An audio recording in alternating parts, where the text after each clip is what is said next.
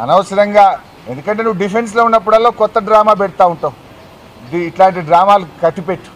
కేసీఆర్ ఏందో, కేసీఆర్ ఈ రాష్ట్ర భవిష్యత్తు కోసం అన్ని వర్గాల ప్రజల్ని ఏ రకంగా కలుపుకపోయినరో కూడా ఈ రాష్ట్ర ప్రజలకు కేసీఆర్ 10 ఏళ్ల పాలనలో చూశారు. స్పీకర్ గారు మొన్న పిఏసీ చైర్మన్ విషయంలో రాజ్యాంగ ఉల్లంఘన జరిగింది. నిన్న రేవంత్ రెడ్డి గారు కూడా మాట్లాడుతూ ఏమన్నారంటే ఎన్నిక జరిగిందట. మీరు ఇలా పేపర్ చూడండి, ఉదయమే నేను 2-3 పేపర్లు చదివాను. పేపర్లో ఎన్నికల ప్రక్రియ ద్వారా పిఏసీ చైర్మన్ ఎన్నిక జరిగిందని నిన్న చిట్చాట్లో రేవంత్ రెడ్డి గారు చెప్పాడు. ఇదో సమస్య రేవంత్ రెడ్డితో.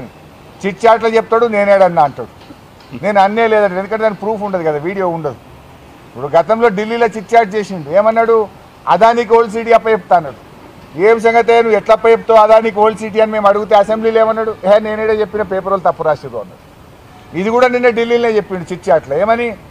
పిఏసీ చైర్మన్ ఎన్నిక ఎలక్షన్ ద్వారా జరిగింది అన్నాడు. జరిగిందా ఎలక్షన్?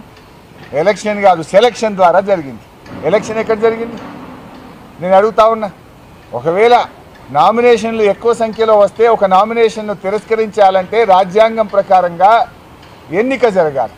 అసెంబ్లీలో ఎన్నిక పెట్టి సింగిల్ ఓట్ మెజార్టీ ద్వారా ఎలిమినేట్ చేయాలి కదా. ఎన్నిక జరిగిందే? బులెటిన్ ఇచ్చింది. It is not election, it is the selection of Revanth Reddy. ఎందుకంటే ఎలక్షన్ జరిగితే స్పీకర్ గారు శాసనసభ విలువాలి కదా. శాసనసభలో నేను వేసిన నామినేషన్ను తిరస్కరించాలంటే అది స్పీకర్ గారు కాదు, సభ నిర్ణయించాలి. ఎలక్షన్ ప్రక్రియ ద్వారా నిర్ణయించాలి తప్ప ఒక వ్యక్తులు నిర్ణయించడం కాదు. అంటే నోరిప్పితే అబద్ధాలే. ఏ పూటగా ఆ పూట మాట్లాడు, ఏ రోటికాడ ఆ పాట పాడు రేవంత్ రెడ్డికి అలవాటు అయిపోయింది. దాడి చేయించింది ఆయన్నే. ఇవాళ లేలే హైదరాబాద్ బ్రాండ్ ఇమేజ్ దెబ్బతినద్దు, ఎంతటి వారైనా లా అండ్ ఆర్డర్ కాపాడాలంటే ఇదేదో దయ్యాలు వేదాలు వల్లించినట్లేదు. దాడి చేయించిందే నువ్వైతివి, దాడి చేస్తే నేను ఊరుకోనని మాట్లాడేది నువ్వేనైతివి. నవ్వుకోరా, ప్రజలు చూస్తలేరా? 8 పోలీస్ స్టేషన్లు దాటి గాంధీ గారు కౌశిక్ రెడ్డి ఇంటి మీద దాడి చేస్తాడంటే తెలంగాణ పోలీసులకు సామర్థ్యం లేదా? ఉన్నది. పాపం వాళ్ళ కాలు చేతులు కట్టేసినావు. నువ్వే దగ్గరుండి ఎస్కాట్ ఇప్పించి దాడి చేపిస్తావు. వాళ్ళు ఏం చేస్తారు పాపం?